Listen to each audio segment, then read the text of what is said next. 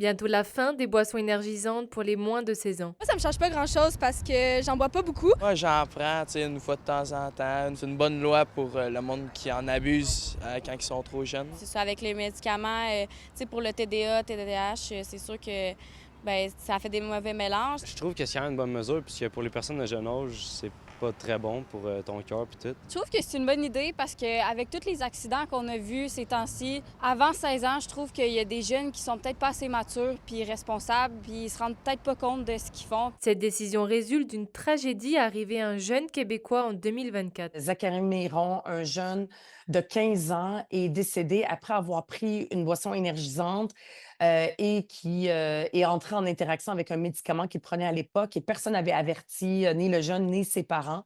Et depuis ce temps-là, ses parents se sont mobilisés et ont parlé. C'est Guillaume Clich-Rivard qui a porté, qui est notre député à Québec solidaire, qui a porté leur cause jusqu'au Parlement pour exiger que le Québec protège les jeunes. La députée précise qu'il ne s'agit pas seulement d'une volonté politique, mais également scientifique. L'INSPQ le confirme, ces boissons ultra sucrées et ultra caféinées sont dangereuses pour la santé. La caféine peut être responsable de différents effets secondaires qui dépendent du niveau de vulnérabilité des individus qui vont la consommer. Il y a un lien avec le poids corporel. Donc, surtout chez les jeunes là, de moins de 18 ans, on va donner, par exemple, un apport quotidien maximal en termes de milligrammes par kilogramme de poids corporel. Le Québec est la première juridiction canadienne à légiférer sur cette consommation. Bien que le député Pierre Dufour se dise heureux de cette première étape, il considère que ce projet de loi n'est pas assez étoffé. C'est qu'il n'y avait rien en prévention et rien en formation. Donc,